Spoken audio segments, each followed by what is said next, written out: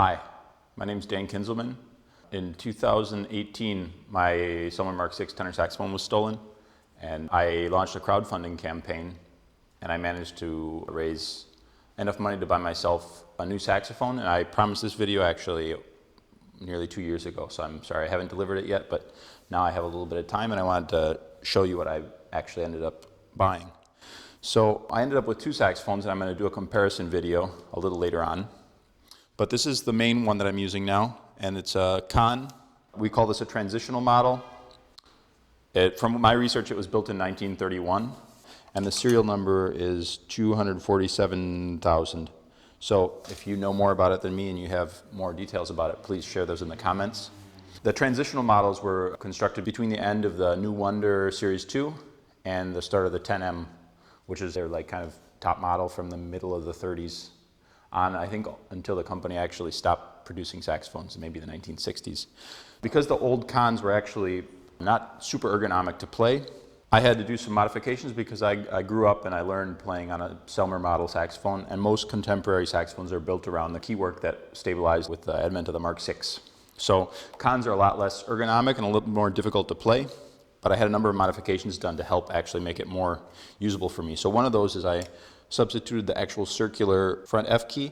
I had my repairman, my great amazing repairman, replace it with a handmade key, which I found it easier to kind of slide back and forth with this one. I also had the bis key moved. It moved from, you can see like a little mark where this circular line here. That was where the bis key was initially, and I had it moved over to the side because that's also easier for me to slide back and forth. Otherwise I had to do this kind of weird jumping thing to reach down here. I had this raised slightly, and I also had this built up, and this is not beautiful to look at. We actually had to do that really fast because the solution that he had initially spent a lot of time making wasn't working for me. So we did this quickly because we had limited time, but it actually makes all the left-hand palm key action a lot smoother for me and a lot more comfortable and close. Another thing I did was I had this thumb pad here enlarged. It replaces a pearl, which was really difficult for me to use because my thumb joint had to hyperextend in order to make that work. So this is a lot more comfortable for me. I had a thumb rest on the right-hand side replaced with a more modern one. And I think actually I was allergic. There was a lacquer on here that was producing an allergic reaction for me. So I actually had to sand that off, and now it should be nude brass, and it's not creating problems for me anymore. And what else? I think that's basically it in terms of modifications. We also spent some time getting all these key heights on the spatula as comfortable as possible for me. A lot of musicians have a bridge installed between the G sharp and the C sharp, the way that modern saxophones are built. I spoke to him about that, and we decided against it because it requires a lot more force to push down the C sharp key, and I actually don't play music where that's all that necessary for me, so we skipped that. The other thing that's interesting about it is you can see that the neck brace isn't the traditional Conn neck brace from this period. It's either been replaced with a different looking neck brace, or it's actually not a neck from a Conn. And this is something my repairman suggested. It might be from a Pan American, which is a Conn stencil. It was kind of like the lower model produced in the Conn factory. You know, I was pretty nervous about it when it arrived. I bought it over the internet, which I was really kind of against doing, but I got really frustrated looking for saxophones, going to actually try out saxophones, because it's not super easy to find Conns in Europe. And so I bought it over the internet. And I was actually quite terrified that when I first got it, that it wasn't any good at all, because it was really, difficult to play and stuffy and didn't sound amazing. I wasn't really sure whether it was worth investing the money to have it overhauled. And I had kind of a disaster before a concert, actually. One morning, we were doing a sound check for a performance I do with a dancer, and everything stopped working. And basically, one of the pads had literally fallen out of the instrument. And it was a solo saxophone performance with the dancer, so I really needed a working saxophone. So I asked around, and I'd heard about this repairman, Domenico Bartolomeo. I'd heard about him from a number of musicians when I was looking, I was kind of doing research to figure out who could overhaul my saxophone when I finally got one. And I'd heard his name a lot. And I was down in southern Italy, and I actually was only about a half-hour train ride away from his house, so I managed to get taxis and trains to his house, and he fixed it up. He did the best he could. He had an hour to get it in working condition, and he actually managed to do that, and that was when the clouds parted, and I started to think, okay, maybe I didn't really waste a lot of my money buying this saxophone that I'd never tried. So at that point, I spoke to him, and we kind of scheduled a time when he could overhaul it, and I could afford to be without an instrument, and it came back, and it plays great. So it's actually been a really nice experience getting to know a new instrument, And now I'm going to actually show you what it sounds like, because you probably have heard enough of me talking.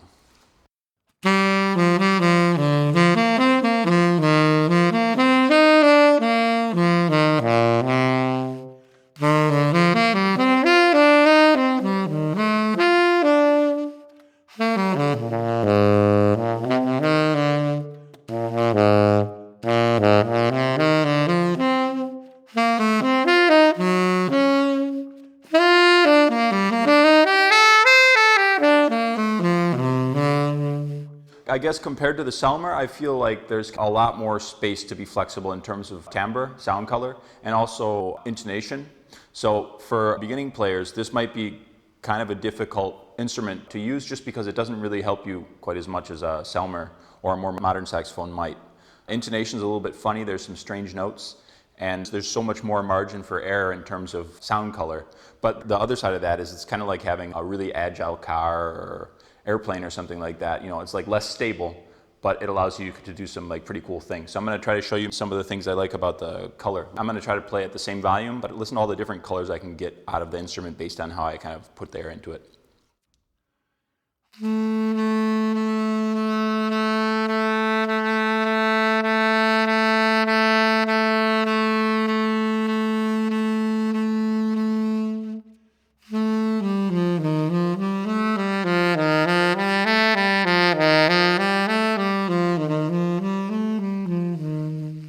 It's very vocal somehow. And it also has this pretty open upper register, which I really like.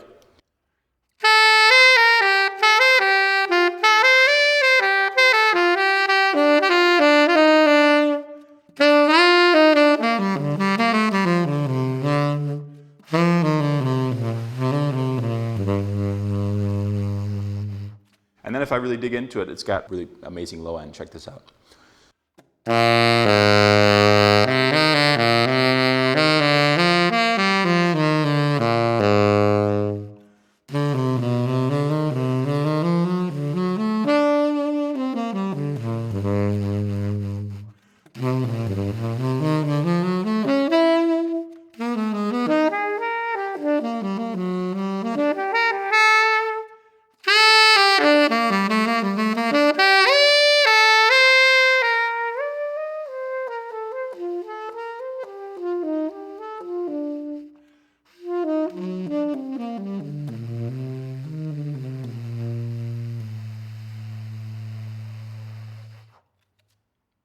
So yeah, I'm super happy with it. I've compared it to a handful of other Conns in the meantime, and I actually got the chance to go back to a store I was at before I bought my saxophone in Berlin called Duchstein, which is an amazing saxophone store.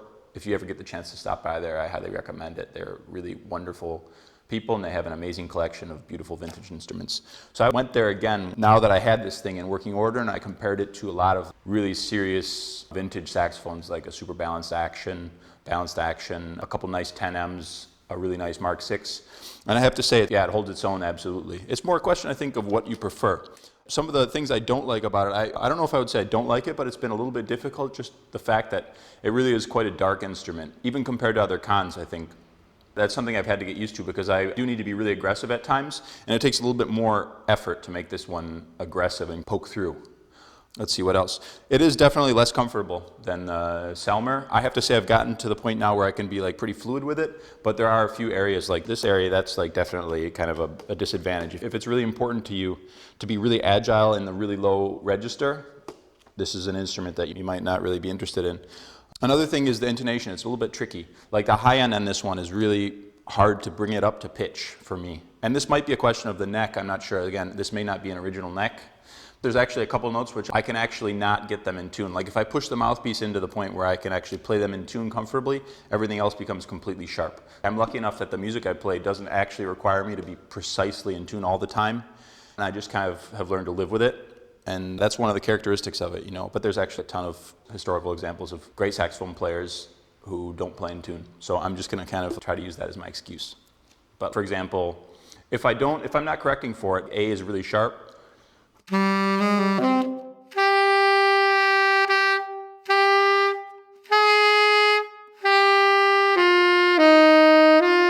F is really flat. That's like pretty relaxed. If I actually have to bring that high F really up.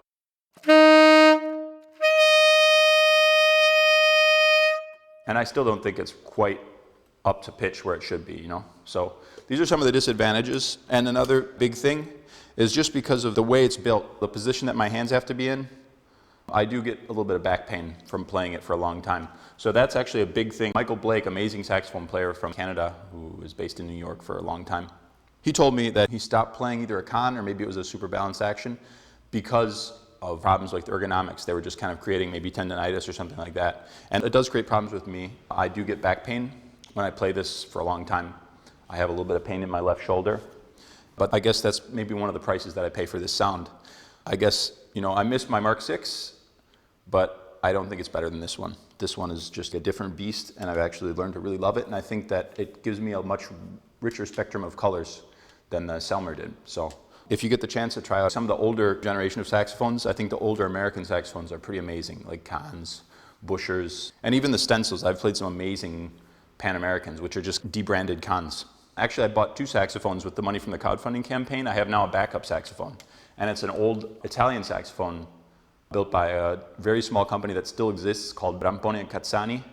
And I think, you know, it's been hard for me to find actual detailed information about it, but it appears that it might have been built in the 1940s, and it's amazing.